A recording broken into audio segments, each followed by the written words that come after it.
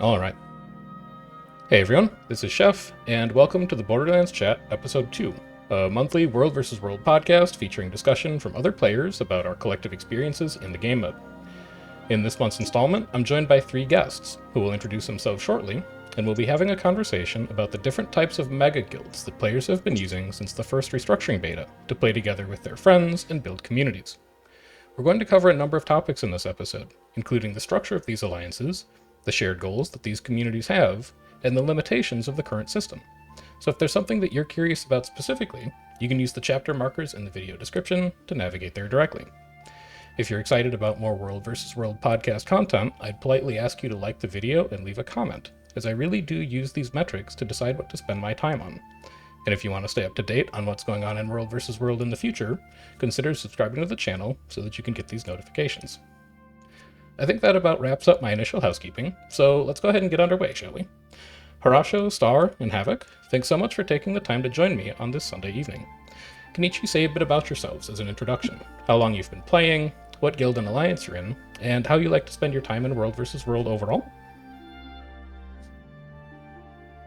Hi, my name is Harasho. I am the guild leader of the Engaging Without Warning EW guild that is in the Pan Alliance. That is also under my leadership. I've been playing the game off and on since it came out at launch, and various bits and bobs through PvE and raids and fractals, and my latest and longest obsession of World vs. World. Excellent. Star, do you want to go next? Hey all, my name is Star. I'm one of the guild leaders of BQ, Knights of the Blood Courts, which is part of SKA, Sarmatian Knights Alliance. I've been playing since about 2012, and I spend most of my time just hanging out with guildies or alliance friends. Depending on the week determines how it goes, but we attempt to take things and have some fights, and maybe if the enemy's lucky, sprinkle some donuts around. And Haavok. Hey, thanks, Jeff.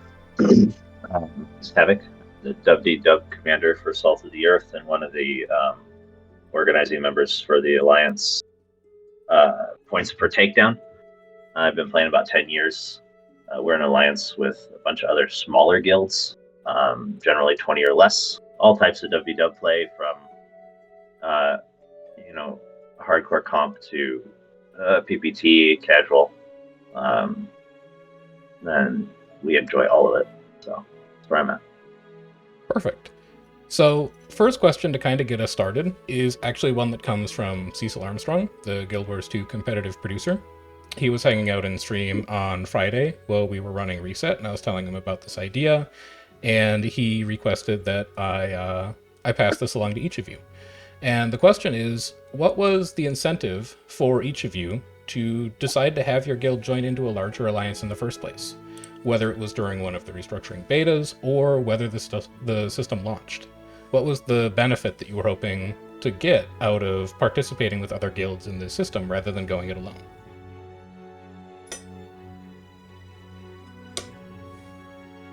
I can go I first. don't mind. Yeah, go for it. Okay.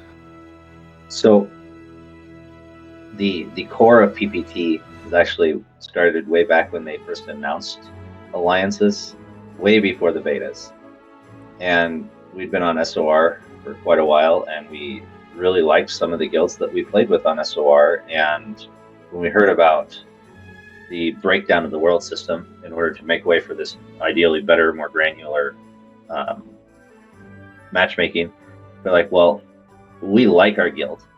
We don't want our guild to be massive. At the same time, we like people that we play with on SOR. And so it really started as a way to keep people we liked together, kind of as an extra guild organization. And then obviously that went straight into the early betas. And so we just kept working the same thing. And it's really that right there, why we didn't want to go alone, is because we like these people, even if we don't want to be in the same guild with them, and we like running with them consistently, not just when we get linked, but day in, day out. And Alliance or just this meta guild thing that we're calling alliances fit the bill for that. Okay. I have a follow-up question about that, but I want to get through Harasho and Star first. Yeah, I think for me and my guild, it really boiled down to kind of 3 particular things. Like, first and foremost, like, we wanted to play with people that we liked playing with, and running alongside and sidecarring. And so that was a huge driver for wanting to group up with other guilds.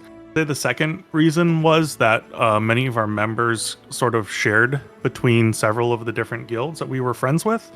And so we really also didn't want to have a situation where we forced our players to kind of pick and choose. And if we were already friends and liked running with the other guild, it just made natural sense to us.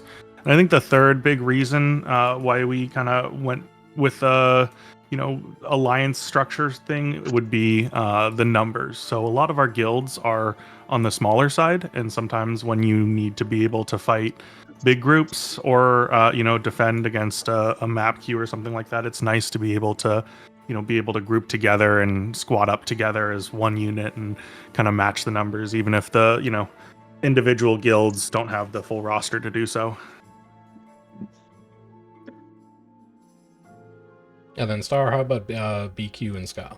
What was it like for you guys deciding to form things up? I mean, by the time I came on the scene, is pretty much similar. BQ in particular has gone through a couple iterations of alliances back from when they were first announced, as friendships formed and dissolved, as it happens for everyone. But a while ago, back in the olden days of servers, BQ came over to JQ, and so a lot of people just kind of really connected on the personal level, friendships forged, and at this point we kind of share a lot of members, and similarly, we just didn't want to make people have to choose. We've been fortunate to make some new friends along the way, actually from like the NA server, and just we wanted to continue playing with the people that we already were, but we wanted to make sure that we got to meet some new people as well. So far it's kind of working out. Okay.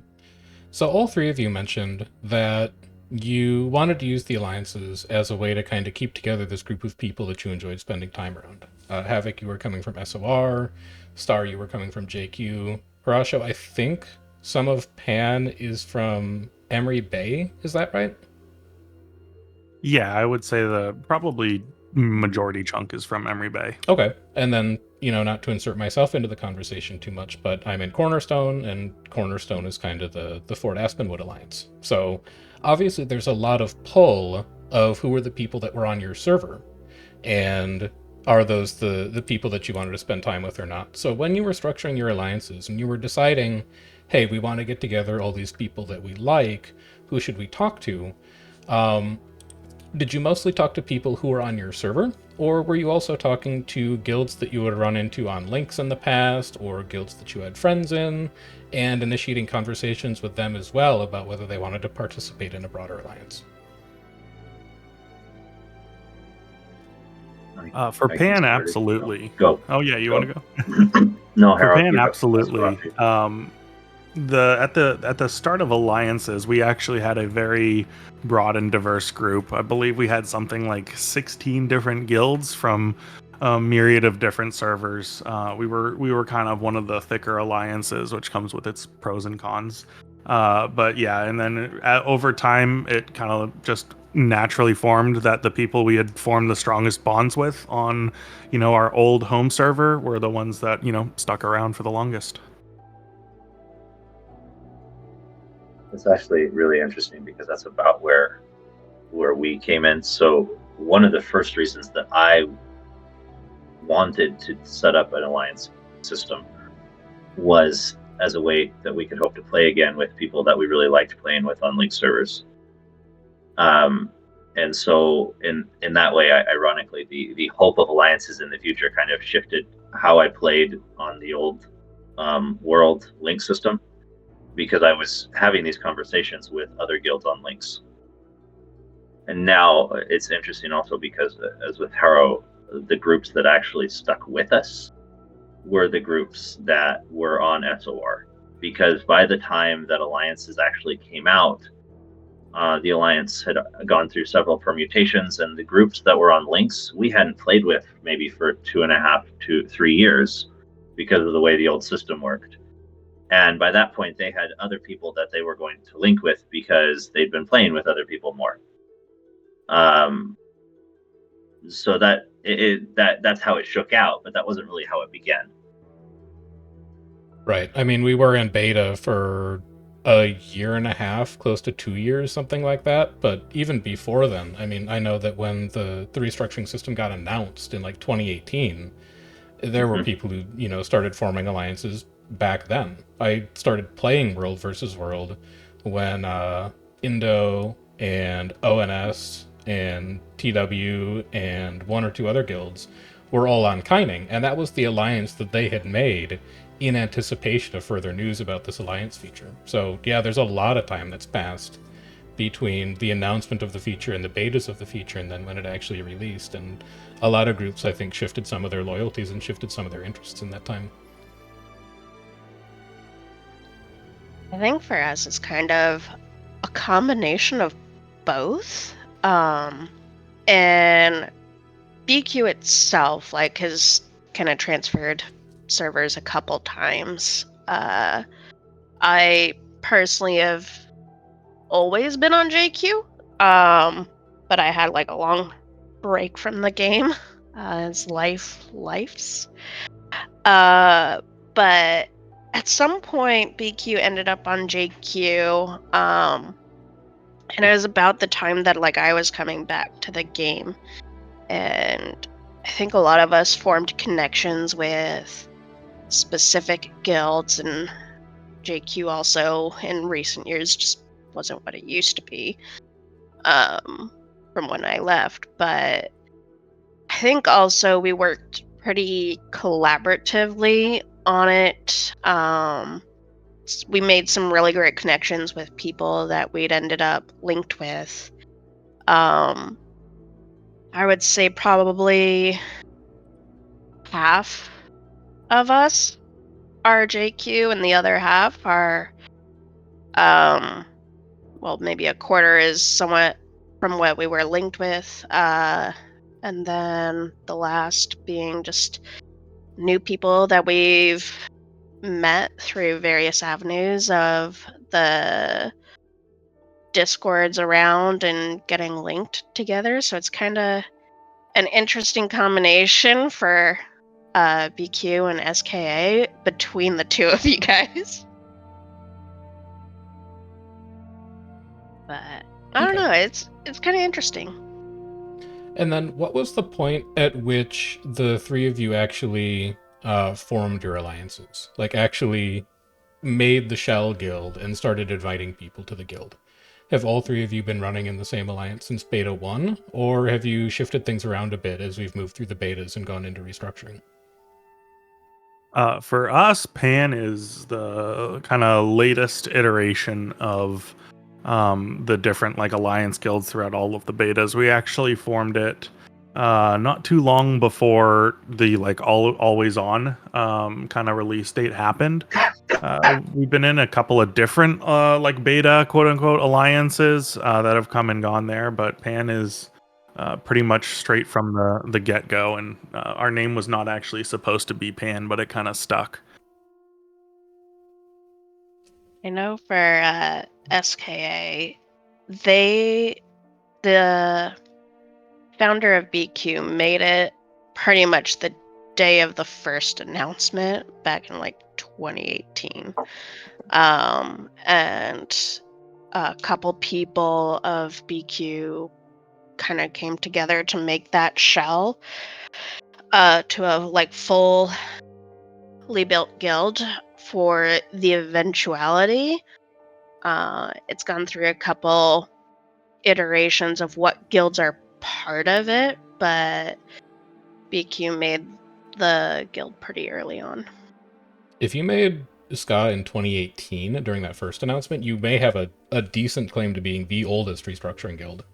Like, there's a lot of guilds that got made during beta 1, but I can't think of anybody who made a guild after that first forum post announcement and is still actively using it.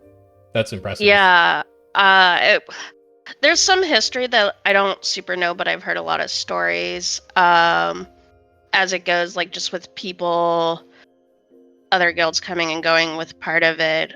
We've had that name and the guild specifically since the very start.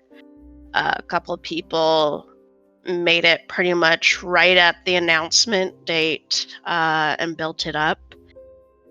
We've supposedly some people have like tried to get us to change the name so they could use the name instead, but somehow we've held on to it. That's really neat. And then Haavok, how about you guys? Yeah, it's interesting because we made a Discord first. And so the guild itself, I don't think, I'm trying to remember, but I don't think it was really built up until closer to the first actual beta. What's interesting is that BQ and us were actually in an alliance for, I don't know if it was 2019 or 2020. And the founder of BQ wanted us to leave off whatever the name was that we had at the time and join SKA, which he's like, yeah, we have this full up guild hall, and we were interested in. We had already poured quite a bit of time into the name that we had, and felt a bit of ownership there, and so we declined, and we ended up moving our separate directions. Interesting, because at one point, I mean, this stuff just keeps shifting, but it has had this like life long before it actually had life, which is interesting. Yeah. And I mean, there's been a lot of movement even between, the launch of Restructuring and now. There's a lot of alliances that were around on June 14th or whenever it launched that are nowhere to be found now, just because those kind of alliances are constantly shifting. Mm-hmm. So I think across most alliances, it sounds like players kind of have a shared goal or a shared mindset that they have in terms of what they want to accomplish in the game mode. And that can be things like, winning at fights, improving individual players, winning matchups, hanging out with friends. So I'm curious, for each of your alliances, what would you say the kind of overall goals are, or the overall ethos of the alliance is? And have you seen that change as the system kind of matures and you've moved through the betas, and how has that evolved? I can For go us, first. and I'll go for it, Star. Okay. I think for us, it's kind of changed throughout time. I mean, as you said, like this was first announced in 2018, and we're at let me check the date, 2025 now. We are now in 2025, yeah. Right?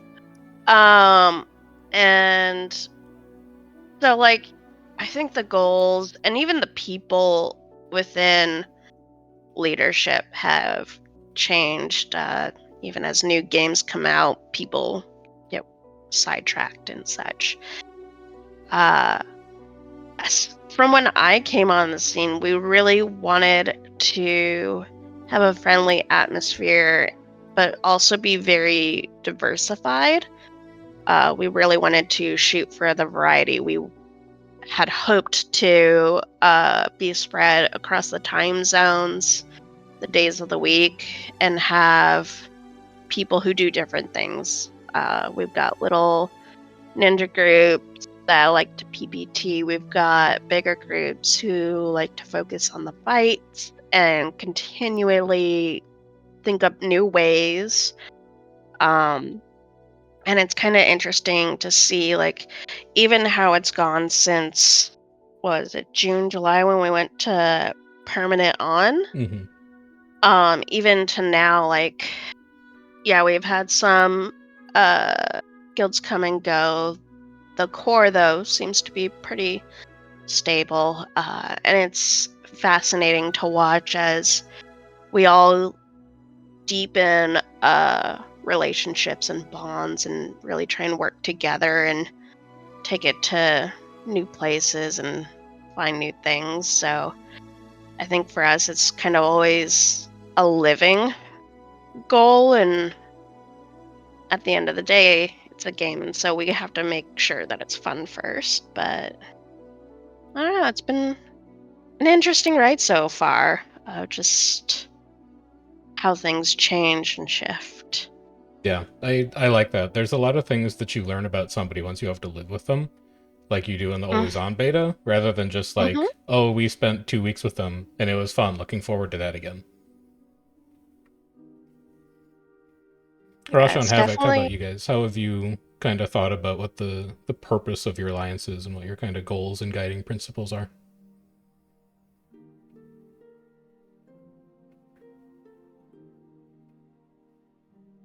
I can let Haavok go if you want to take that. Can take it. So ours is primarily a community guild. As I said, we are a bunch of people who like playing together, but really don't. We knew going in that we wouldn't all fit in the same guild. You know, that there were enough differences between our different groups that it just wouldn't fly. And so what we've been liking with the alliance is we really made it more of a confederacy. You know, we're together.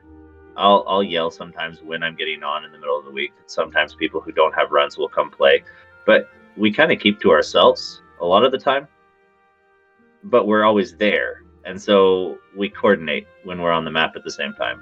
And then we generally will take one map for reset. So one day a week, we don't put our differences aside. We're all still different groups, you know, with different levels of sweatiness and everything else, but we'll all play for one goal for a few hours, and so we get better as a group. And so that's one of our goals, is to get better as a group, also to get better as teams. But individual guilds really don't push other guilds a whole lot in terms of, oh, you should, you know, have this level of dedication, because we're all our own guilds, and we've been very serious from the very beginning about keeping it that way and maintaining this loose organization that allows us to maintain these friendships between groups that are really not the same kind of groups. You know, we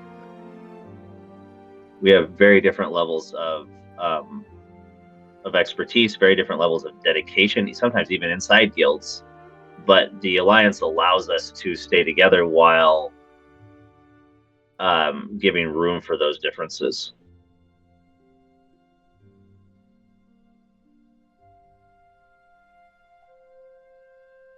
Yeah, and for us in Pan, it's very similar to some of the things already discussed. Like, I think it has changed. I wouldn't say evolved. I'd more so probably say refined over time, where all of our guilds at the very least typically lean towards fight oriented, but you know, not in a sense where we like to see a bunch of toxicity or anything of the sort there.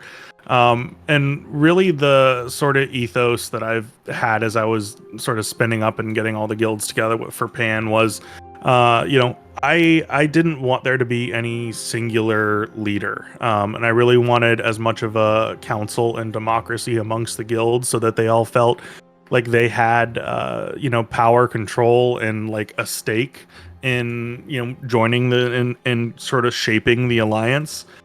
So a lot of the times, you know, I'll do the quote unquote I'm the alliance leader, but that's mostly because most of the other guilds just don't want to deal with all of the stuff that goes along with it. But really, we try to find guilds that complement us and build up a general kind of roster of guilds that will be somewhat like-minded, and, you know, generally lean towards focusing more on fights and having a good time and stuff like that. Cool. Yeah, I think it's really interesting.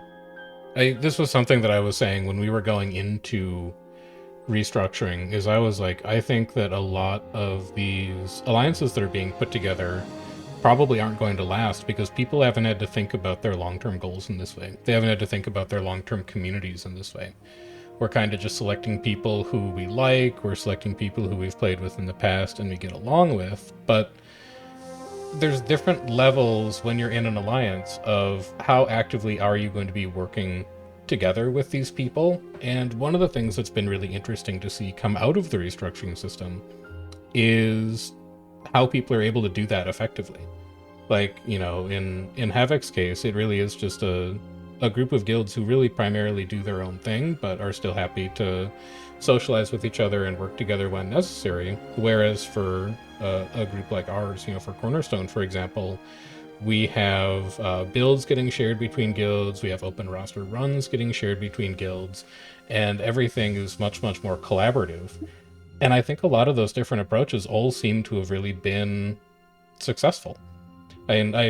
There's kind of like a survivorship bias here by virtue of me being able to interview you about your alliance like 8 months after the release of the system or something like that. So obviously each of you were doing something that's successful, otherwise you wouldn't be around to talk about it. But are there any kind of challenges or evolutions that you've had to face in this process of actually, you know, figuring out how this stuff works in practice? Or do you mostly feel like you were able to successfully anticipate what some of the difficulties might have been as you kind of entered into the system in the first place? I think for SKA, it kind of has been like a kid roller coaster where it's not super dramatic, but there's been some ups and downs. I think as a group, we've really worked on our communication. For us, between all the guilds, I think there's 7 or 8 of us right now. But I want to say we have a total of 14 guild leaders. And that's a lot of personalities to deal with. Mm-hmm. And even at like our height, where I think the most we ever had was like 12 guilds that we were a part of, and that comes with even more guild leaders. And the biggest one we've had to work on as a group is communication. And so we've kind of gone through ups and downs with that, and people change. Individual guilds' goals also can change. And so it's been kind of fun getting to know different people. The core we have right now has been pretty consistent. And it's just been a trial of, I want to say some of the hardest parts, other than communication, were being limited to a guild roster size of 500, especially when we're trying to have coverage across time zones and across the days of the week. But yeah, being limited to like a guild for the system has been a trial. Do you mind if I ask what SKA's current size is? How many members you have right now? 363. Okay. On the bigger side. I of literally things, for just sure. looked earlier today. Yeah. Yeah. So, and I mean, like, some of it's just like people go on hiatuses as new games come out. I think quite a few people are entranced with Ep.2. Mm-hmm. But when we had our OCX and C guilds with us, we were like very close to 500. Okay. And we'll get to some of the limitations at the end of this. It's going to be the last thing that we talk about. But yeah, there's definitely some deficiencies right now in terms of figuring out, are the people in your alliance guild, actually repping your alliance? Do they actually have your alliance selected? And there's a little bit of guesswork in terms of figuring out, are these people actually playing with us? Did these people actually set their guilds correctly? Are they actually active in showing up? So I expect that'll be one of the things that we chat about at the end is, how are some ways that we can improve the management elements of the Alliance's system. But put For a sure. put a pin in that for just like 10 minutes. But speaking of management elements, Harasho, this is something that you kind of alluded to in terms of thinking about the management structure of an alliance, kind of the social and political elements of managing a group of world versus world players, which rarely sounds like a fun activity that's good for your mental well-being. So Like herding cats. yeah, I was like just gonna say cat herder is my official title. herding cats that also really, it. We'll save it. What are some of the different strategies that you guys have used for managing groups of that size? You kind of have these individual guilds coming in, and you have a shared goal that you're all working on. You kind of have some shared principles, but there's also individuality in this system where most people, I think, would say that they're members of their guild first and their alliance second, because that's just kind of the nature of how these shell guilds work and these shell alliances work. So how do you do things like coordination? How do you do things like sharing schedules, sharing comms, sharing builds, if you choose to do that? How do you make sure that players in the Alliance know what's going on? Do you remind people of lockouts?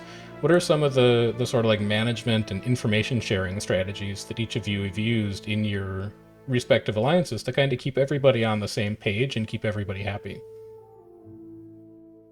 So that's a great question. I've got a lot, a lot that I've done within our alliance for Pan to sort of sort some of that stuff out. So I'd say, like, off the bat, I have had previous experience running very large, multi-thousand member gaming communities. I'm a software engineering manager in my real life, so a lot of this sort of organization and automation and all of this other stuff has been a little bit probably easier for me. I'd say a lot of the difficulties come in with like trying to get other commanders and guild leaders who aren't as familiar with how these multi-hundred cross guild things should work, because it's not really a situation they've ever been in. So there's a lot of different things that we've sort of set up in terms of, like, we've got it so that all of the guild leaders are basically on the same plane. They've got all of their officers and all of the members there beneath it. So we have our typical things like announcements channels that you'd expect.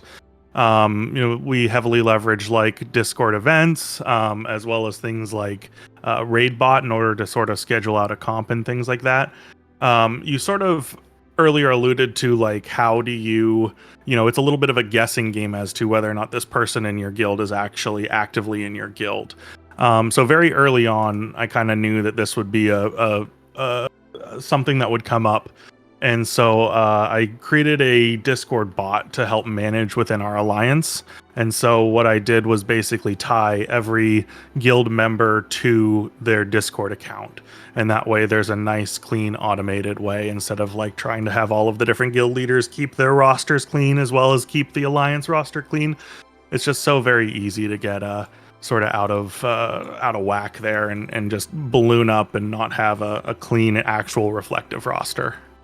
Did you also pivot to Aliva once the World versus World endpoints came out, so that you could like I should have, check but what I team did. people Let me. are? So, the hardest thing that I have ever done in Guild Wars is get people to put in their API key. And so once Aliva shifted, I was like, I'm not going through that struggle again. We had a whole relatable. system of grace, like, hey, heads up, in 1 month we will be like soft kicking by just like removing your roles in the Discord, and then we'll kick you. And still, of course, the kick day came and we kicked a bunch of people, and they're like, what happened? We're still on my custom roles solution for now, though I'd love to just go over to Aliva. I have no comment on API key difficulties based on my experiences being an admin in NA Alliances. I will not be providing a comment at this time. Another thing that I wanted to mention that we did that I really liked, just from like a communal and organizational standpoint, I believe it was one of our early guilds that were part of our alliance. I think it was K&D, where their guild leader was just like, hey, I want this Discord not just to be like the thing off to the side that everybody, all the guilds are in. I want us to like focus. Let's use this Discord. Let's feel like a community. Let's tag up in here. Get the voice channels active so that people see the activity, and that has honestly been something that we've kind of kept going, even though they moved on to different things in a different alliance. But like just having that sort of activity in life in a alliance Discord versus a guild Discord really does help to build up that community and that trust, and have a very accessible alliance. Yeah, absolutely. It's interesting because for all of those reasons, about half the time I don't tag up in the Discord alliance, because there are certain times when the run that I'm running is much more conducive to the style of play that I have in my guild rather than the styles of play that exist in other guilds. And that's changing a bit. We're growing closer together, not in spite of ourselves, but it was primarily an opportunity to defuse potential conflict before it occurred, because I knew that our operating systems were not the same. At the same time, I think the biggest issue that we haven't faced yet, but this question of difficulty in managing roster space. We have some guilds that are somewhat on hiatus right now, but we've let in, which isn't necessarily a bad thing. I assume that they'll come back. We don't need the space. At some point, though, I think we just pushed past 400, but we really don't have that many numbers active every week. And so at some point here, we're going to have to do some pretty major house cleaning. And that is just not something I'm looking forward to. And so I will be listening to all of you talk about how you've done it in the past, because I know it's coming for us. Hey, we had a very straightforward approach in Cornerstone. If you had not logged in more than a month, you got kicked, and Ruthless would send you a letter, and he would say, hey, you got kicked from Cornerstone. If you need an invite back, whisper me, but you were purged for inactivity, and they were just gone. But in those days, I think our roster was like 480, so we needed like every slot. Like every single slot mattered when we were Real that estate's big. a premium. Yeah. Yeah, I think for SKA, kind of similar to Harasho, we've utilized the Discord quite a bit, and it kind of goes through phases, but it's getting more used now as everyone kind of settles in, gets more and more comfortable with each other. I work in data outside of this, so I do a lot of organizing and trying to help. So we have a scheduled channel, and so I try and keep all guilds' schedules up to date in there, which sometimes is like herding cats. But a lot of communication. For us, each guild leader has a say. So for a lot of changing and such, we come to a vote on it. But the way we set things up in game is you got your guild leader roles, your commander officers, and then each guild that's part of it has a rank. So each guild leader is kind of in charge of their own guild's roster within the alliance. So that's kind of how we set that up. But as we approach a high number, I know we have so many inactive players. I think we're probably going to start having a discussion on each guild needs to look at what their roster is.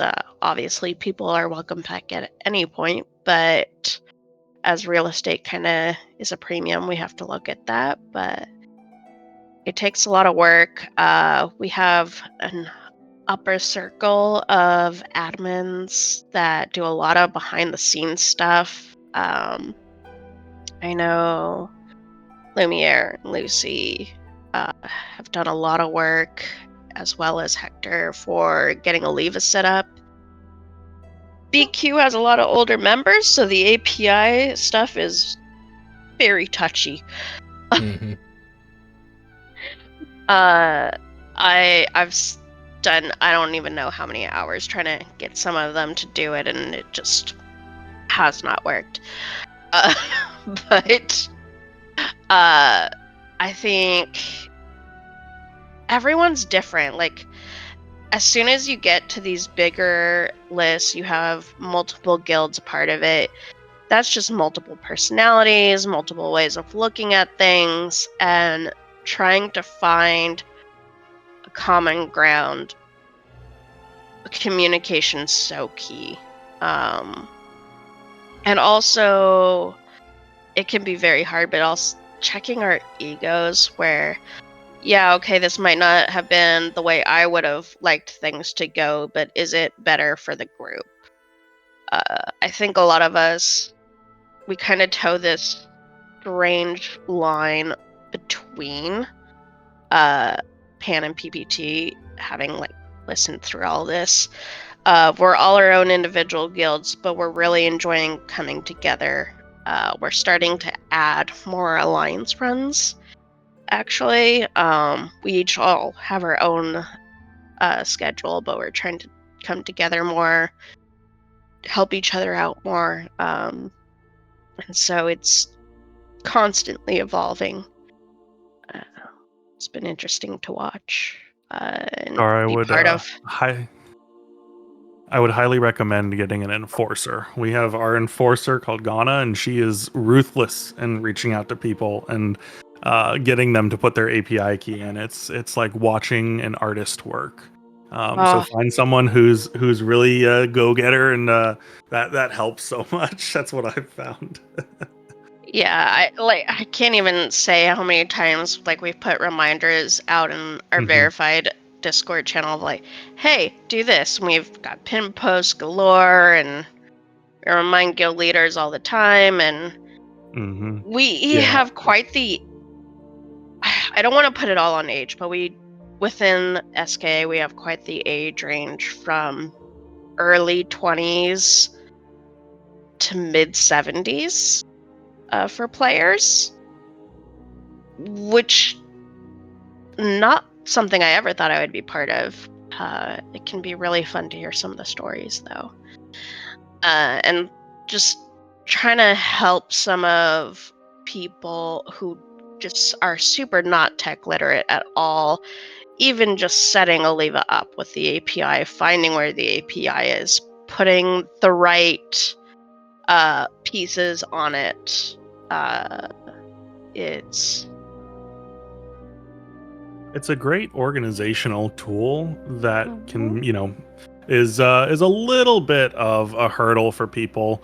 I know one of the big things was the fear of like, oh, you steal all my account information, and just like a lack of understanding of like what an API really is and things like that.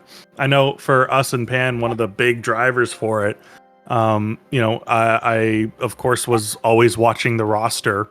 The 500 limit was a huge thing for us too, and I saw that we were growing by about 50 to 70 members a week for a couple of weeks, and so I was like, all right, everyone, like we've got dangerously low runway. If things continue with this trend, we've got to figure out where this massive source of influx players is coming from. And some of it came out to be that some of the other guilds were sneaking other guilds in, and just sort of that kind of thing. Like, oh, we want to play with our friends, but we've got, of course, a democratic process for who comes in the guild. So all of the leaders come, they vote, we talk about it, we discuss it. So there was a few people that were trying to just be a little bit sneaky and getting their friends in. But yeah, it was especially in the beginning. Now I'd say it's calmed down a little bit, but early days was very a bull rush of just new players in the guild. That was the next question that I wanted to ask. Is all three of you have mentioned that the 500-person member cap has been a difficulty, either one that was a difficulty in the past or you think might become a difficulty soon. Have you had to, well, first of all, how have you approached the process of having guilds that are interested in joining your alliance? Have you done any alliance recruitment of guilds? And then second, for the individual guilds already in your alliance, have you had to step in and police individual guilds inviting members for the sake of the membership cap? I can Uh, go first to that. So part of the process that we've always done, I'd say it's less of a concern now, but as part of the process of like looking to get a new guild into the alliance, which we've done a bunch, is I have a little questionnaire. I ask whoever is interested, the guild leader, and part of that's like what's your roster size, what's your expected like active size, and so like all of our guild leaders go in with an assumption of like, okay, we're at this in terms of our cap of people, and adding this guild will take away X amount from that cap, because one of the big things that oftentimes people don't consider is like most guilds want to grow their roster. And so if you want to grow your roster, that's directly competing for slots in your alliance. Against And other so, guilds in the alliance, yeah. exactly. And so what I was always very careful, especially when Pan had like 16 guilds or whatever in it, was to try to balance out, because I did not want any guild leaving Pan for the reason being we can't grow our guild. Like that should not be a thing, and that's an unfortunate thing if any guild needs to leave because there's just simply not enough space. And so it's always been that trying to find that balance between bringing other guilds in because we like them, because their run times complement ours, whatever have you, versus how much free space do we have for our various guilds to continue to grow. Yeah, I think similarly for us, we've blissfully not been faced with the dilemma of telling guilds that they can't recruit to their own guild and roster. But for us, the way it goes, and we've done some soft recruiting as well, just had guilds approach us. Generally, how it goes is they'll have their initial contact point with one of the guild leaders of SKA. Pretty much the same. We'll ask a couple questions of what's your style, what are your times of play, how many do you think you're bringing in, and then we'll post that to the current guilds at large. And usually when we're bringing someone in, we bloat the number that the looking guild quotes us, because I have never seen it happen where it's the exact number that they said. It always ends up being 5 to 7 more. World Always. versus World players would never lie about numbers. Come on now. So we kind of always bloat it. I maintain like a pinned post of like what our roster size is at, and just why I can usually tell you what our roster size is. And so we kind of weigh that. We will go through a little Q&A where the other guild leaders can ask questions, usually how they feel about drama and kind of just inter-guild relationships. For SKA, we all talk a lot. It's not just me, I swear. But it's like, okay, will we be able to get along? It kind of speed dating almost. After that, we'll host a vote, and each guild gets a say, really. And we're starting to approach that point where we have a lot of inactivity. I would say probably maybe a third of the roster is probably active at this point. Just guesstimating. I know for like BQ ourselves, we're going to be looking at our active versus inactive, and we're taking that on ourselves to do a little roster cleaning. We've had the great fortune of not having to request it of others, but I feel like it's coming. And we don't want to tell people, like, you can't recruit, because Yeah, it's a feels like bad. Haro said, everyone wants to do, well, not everyone, but a lot of people want to grow, and there's just different things you can do once you're bigger versus smaller, and so on and so forth. And especially with wanting to get some off hours coverage back, that's going to be a little tight with how it is right now. Mm-hmm. Haavok, what have you experienced these kind of recruitment dilemmas in PPT as well? What's your approach been to adding guilds and adding players? So we have not yet, precisely because we're all so small, or have been in the past. I need to look into it. There's some stuff that's happened since like the beginning of December that I'm not quite sure about, but the way we deal with it is somebody will bring up a name in the council chamber, which each guild has 2 members in the council, and those are not necessarily the guild leaders. You know, a lot of our guilds are PVX guilds. You know, I run Salt WW, but I'm not the guild leader of Salt. That's just my little fiefdom. And so there are two council members from each guild in there, and we'll bring up a name and see if anybody has any issues, if they have previous history with the guild. If whoever knows the guild can, plug them and say, this is why I think they would fit well. And in general, it's been very simple. People have said, oh yeah, that sounds good, let's do it. Now, as we get closer to the cap, we're going to have to start cleaning our own sty, and that's going to be fun. But I don't anticipate the issue changing, pinning things for talking about potential changes that would facilitate these matters on game side for later. But that's where we're at. Okay.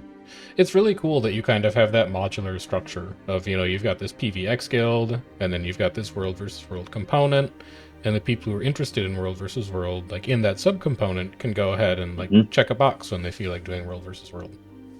I think that's a really elegant structure that you guys have set up.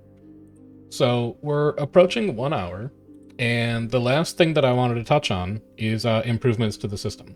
So maybe infamously, Restructuring is currently branded as an always-on beta, and alliances themselves, this idea of allowing individual guilds to confederate, was originally proposed as a feature of this world versus world rework, but got scrapped based on the fact that most world versus world guilds just kind of put together these mega alliances in the betas, and that served most but not all of the purposes of what an alliance would eventually do. So with the caveat that I am an ArenaNet partner, but that does not mean that you can't criticize ArenaNet on this podcast, I was hoping that we could talk a little bit about some of the limitations of that system, and then also how those limitations can be improved and how the system overall can be improved, both in terms of development from ArenaNet, as well as more investment and participation from the community. I think one of the things that makes World versus World interesting is how active of a role the community has in our enjoyment of the game mode. It's very much a game mode that's built by the players. So I don't necessarily want to make it just what can ANET do better or just what can the community do better. Sure. But what are some of the ways that, now that the restructuring system is live, we've kind of kicked the tires on it, we've learned some things about building these confederations of guilds, that we can do to improve the function of the system overall and improve the experiences of players in World versus World as a game mode?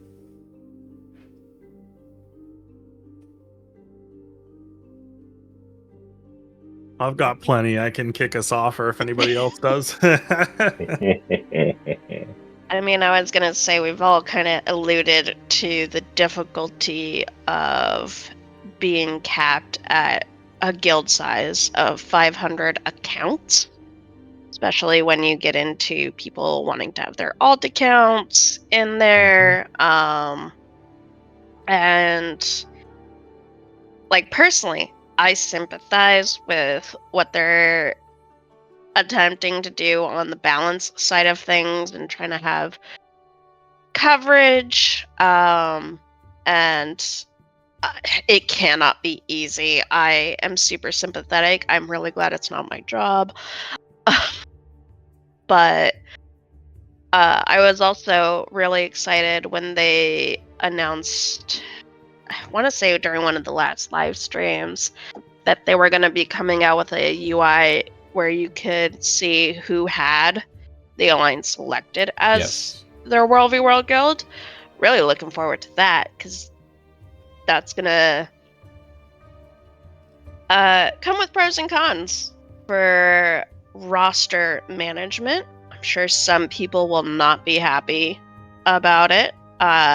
And some people who have to be the ones to manage roster size are going to be very happy about it. It's going to help to clean out the sty, as Haavok put it so eloquently. Absolutely. And to that, I would just add, like, even a step further, just management in general. I'll start off with, a compliment that ArenaNet did give us a 6th guild slot, which it's an imperfect solution, but it is a solution. And that alleviated a lot of the concerns that a bunch of our members had of like, oh, I don't have an extra guild slot. I don't want to leave any of these other guilds that I have. And so that definitely was, very nice of them to be able to go in and do that to try to alleviate some of it. But aside from that, it's just a guild. And it comes with all of the same rules and regulations that a guild does. And because of that, you have situations like what happened to Cornerstone, which is unfortunate. But it's just a guild, and those types of things can happen to guilds. Chef. I'm chilling. I do. I'm sorry, Chef. How can we not? I am intentionally not a Cornerstone lead. I have way Honestly, too much involvement in the community that already. Shook the community. Well, I had a very, very satisfying "I told you so" to a lot of the naysayers of the API, because that system allowed me to where, like, if something like that happened within PAN, we could be up and running within an hour, because we have all of the information somewhere else that's up to date. But yeah, I think that shook the community at large. Just like how it could happen, and it's definitely a bit of a vulnerability.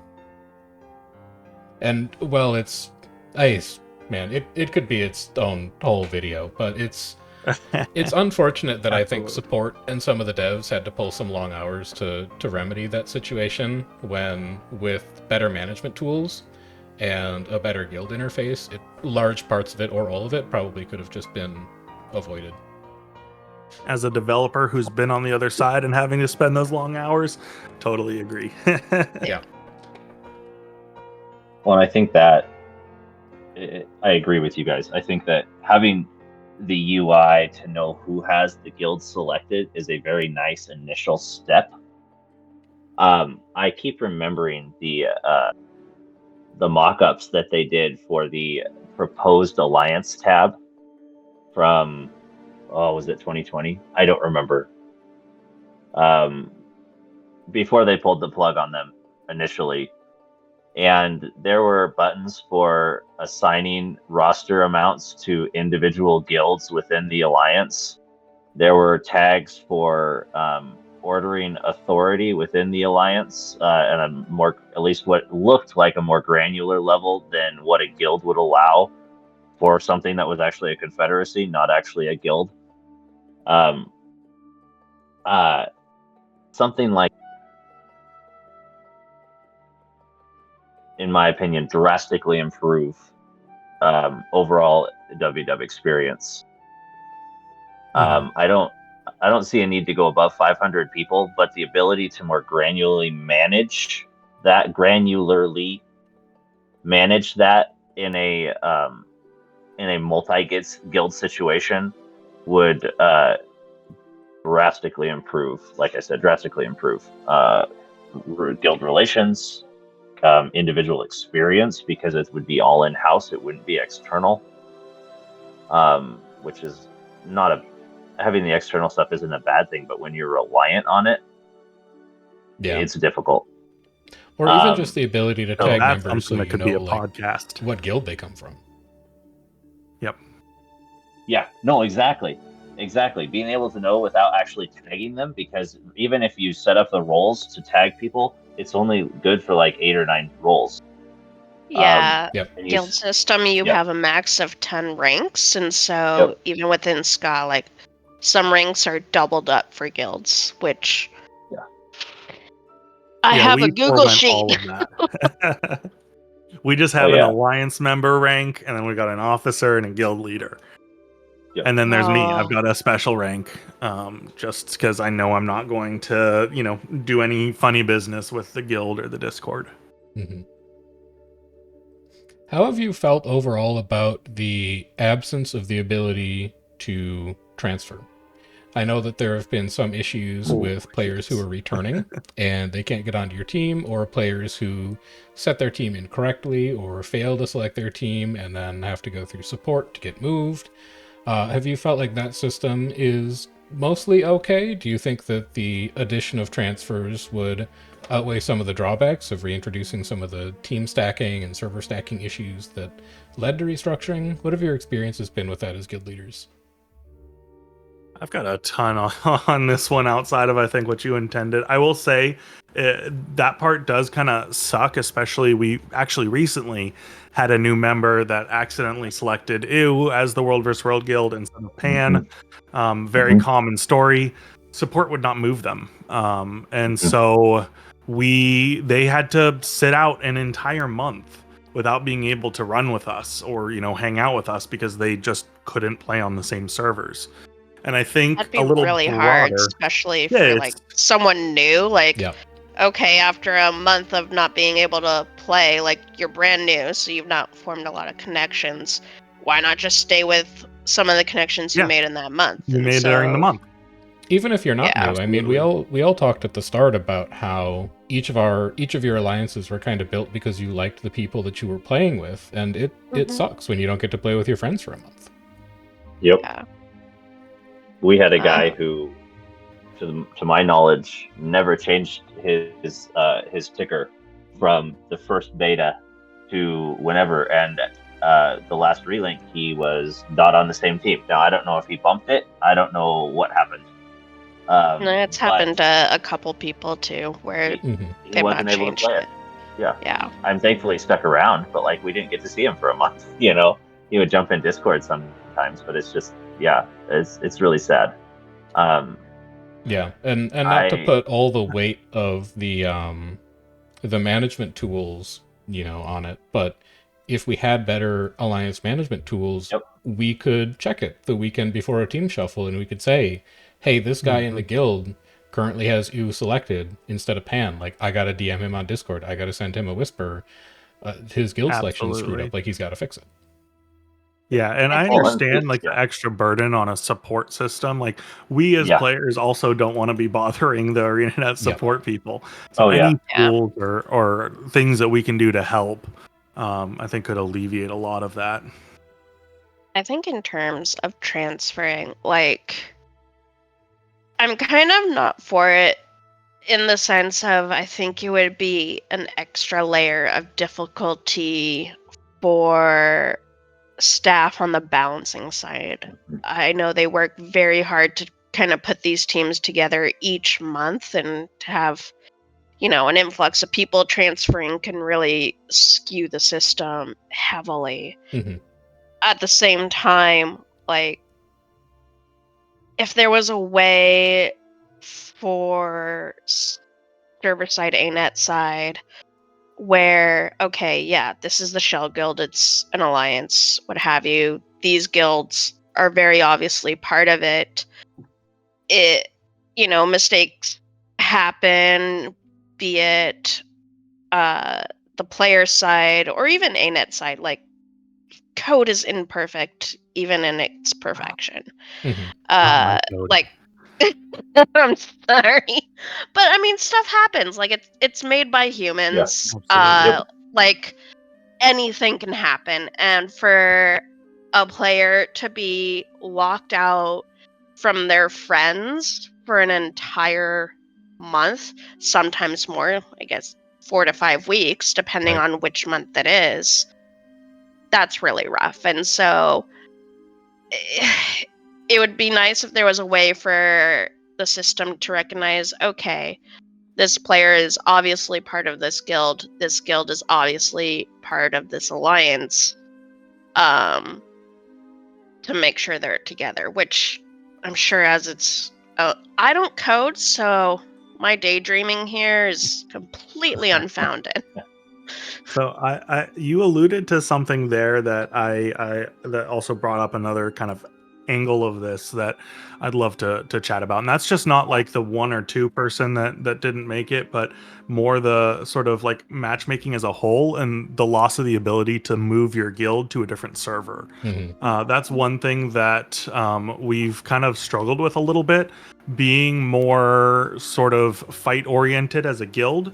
And getting on links where that is not a common shared goal amongst the majority of the alliance, is very tough. Because we really have no choice. And the old system would be like, all right, let's hop servers and go somewhere else where we know that we've got like-minded guilds there or whatever. But with this, we're locked in for an entire month. Like our last link, we were the bottom of tier 4 for like 3 out of the 4 weeks and could not move ourselves out. It was rough. And so what really is frustrating as like a guild leader is then like, what do I do to keep the morale up of my people when we don't have the situation we want and there's no way for us to fix anything? We're just stuck here for, however long it is, however many, 4 resets, and just tell people count it down, 2 more until relinks, and we're going to cross our fingers and hope that it's a better one. Yeah, I will say that I think I have a bit of a reputation as like an ANET apologist, when the reality is that I have fun playing Guild Wars, so I talk about having fun. But I do think that there are some pretty big issues with the one up, one down system that are kind of attributed to restructuring, when it's really just a problem that it's not fun to be locked in T1 and it's not fun to be locked in T4. That was true during servers, and it's still true now because that portion of World versus World hasn't been touched. Yeah.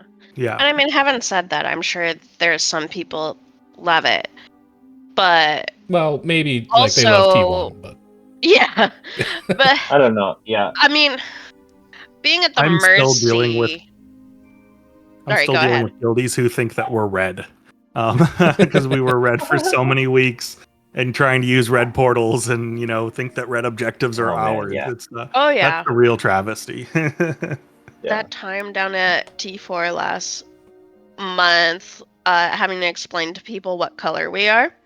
Not even going to touch that. But also like the struggle of the team is randomized. No one feels any like quote unquote server pride. And I know I've seen this circle around the NA Discord of, what's it mean to win? What's the point? A lot of people don't feel a point because, well, give it 4 weeks, that's not going to be your team anymore. And you're kind of at the mercy of what team you get and who your links are of how you do or how you don't do. And it can be very frustrating. I know every guild at this point probably has some sort of reputation, and, within the alliance, it's, groovy, everyone's friends, or at least, a happy acquaintance. But there are some guild rivalries, that exists, and either getting linked with them or against them, or even if you happen to be against the same people all the time, it's a difficult task that I don't even know what the solution for is. Yeah, to some extent, I don't know that there is a solution. Yeah. I don't know if you guys remember during servers, but some of the guilds that were noted chronic transfer guilds would have a list of servers that they couldn't transfer to that was like, 20 of the 28 servers long, because it was like, oh, I don't like that guild, we can't go to that server. Oh, I don't like this guild, we can't go to this server. And I think we're kind of starting to see the same thing happen with alliances, where it's like, I can't join this alliance because this other guild is here and I don't like them because they did something that I didn't like 5 months ago. And to some level, I think that kind Or of even like 5 years ago. yeah, or like 5 years ago. Yeah, to some level, I think that kind of animosity is inherent to world versus world, no matter how you set it Yeah. up, because Oh, it's dictated by the players, and no matter Yeah. how you have themselves organized, they're going to find reasons to develop rivalries, and that's one of the Human reasons nature. that world versus world is compelling. But it's always a challenge trying to rectify what players want to do with what you should allow players to do. And I don't think there's really easy answers, as we've kind of all touched on. Yeah, I Yeah. don't think I'll I don't say- think that it struggles, right? Because on the one hand, we wanted a system that was less flexible, or rather, not we. Many developers wanted a system that was less flexible to deal with bandwagoning, Mm-hmm. guilds leaving worlds in the middle of matches, which would throw the match into chaos for the rest of the world. I don't know, a lot of times throw that community into chaos. If we had a little more time, I would love to ask Star about what it was like being on JQ in like 2022, when all of like the core JQ guilds left JQ. But It was so different. yeah, Yeah. Oh yeah. I do And think so, I mean, there's good reasons why we wanted what we wanted and why they did it. At the same time, I think that the backside of that is we're dealing with, and I think part of this jumps into the community element of your discussion, of your question. But I think we as a community, we don't quite know what to do with alliances yet, or how to treat the shards that we're on. Star mentioned this. Do where we it's buy going. in? Do we not? What? Or where it's going, even. Like, what's yeah. this going to look Yeah. like in a year from now, 2 years from now? Yeah. And I think for me, it's not quite, I was always on a link server. I mean, SOR was almost perennially a link server. And so I got used to getting shifted around, and I have friends everywhere. And so whatever shard I'm on, it's not really an issue. For some people, that's a huge issue. And I think shared winning will help with that potentially. But at the end of the day, we kind of have to make our peace with the fact that these things aren't static. Yeah. And we didn't really want them to be static, at least on some level. Mm-hmm.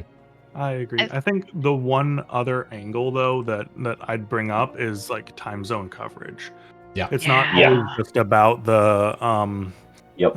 what guilds you're linked with. They have a like-mindedness in their goals. It's also you've been matched with people who are all NA Prime, and the second NA Prime rolls away, the servers are dead and everything goes. And that's part of how you get stuck in a tier Not 1 to or tier mention 4 the queues. Mm-hmm. and the queues. Yeah. So I think that's one of the things. Like as a developer, I understand more than most the intricacies of dealing with time zones and the coverage of them. But I think it's just such a crucial piece of the puzzle to make restructuring successful.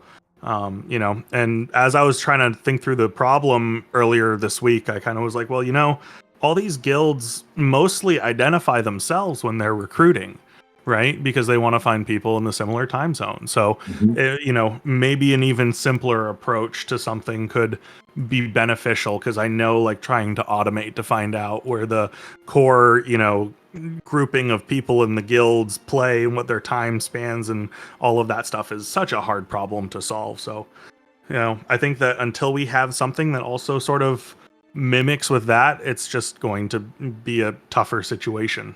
Yeah. I think also when it comes to time zones, just being on the NA servers, like you're kind of pigeonholed into certain time zones anyways. Like I've had to look many, many times through all the guilds advertised, very little EU guilds out there. Yeah, Mhm. Obviously, they're a they rare just go to the commodity. EU servers. And that was true even back in seasons. Like, I spent a Yeah. lot of It time was. talking to Ruthless and Lithy, and the most coveted time zone when they were doing all their Blackgate War Council stuff was they needed to find like Russian guilds, because Yeah. that was the coverage gap that they need to fill. And there was one guild that they got to come to Blackgate that they just paid an exorbitant amount of gold for, because there were only a handful of players playing in that time zone. And if you could fill that time zone, you won matchups. So Quite I swear literally. this was unintentional, Harasho, but I could not have asked you for a better play-in to the outro of this episode. We've gone for an hour and 15 minutes or so. So while I do think that the conversations are interesting, I do kind of want to limit the time on these a little bit. But the February Borderlands Chat is going to be about the off-hours issues in World versus World. We're going to be having some conversations with EU, OCX, and C commanders who play in NA.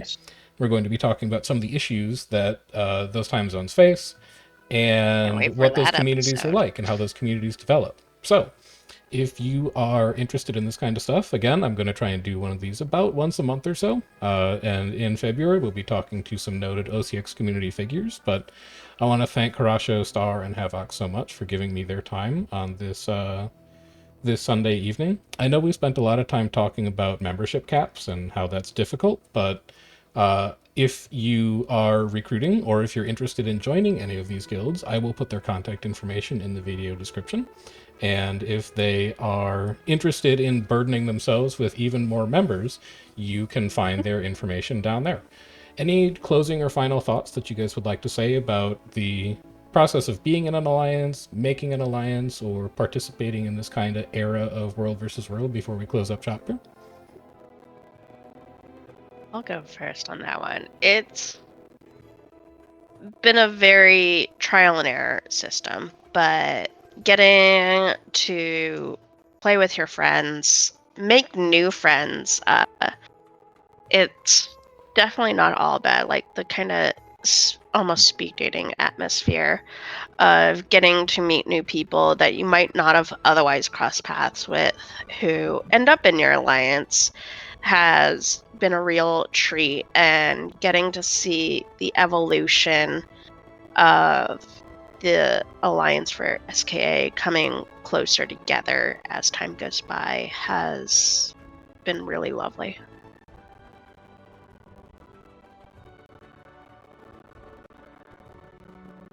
Yeah, I'll say number one, Chef, thank you. This has been a ton of fun. I really appreciate the work that you're putting in, and I think it's so key to have a platform for a lot of the voices of the players of the game. So thank you for setting this up. I do think, like, just closing thoughts, at the end of the day, it's always important to remember the human in all of this. And so really what we're all here for is to play with people we like and going to shared goals and common interests.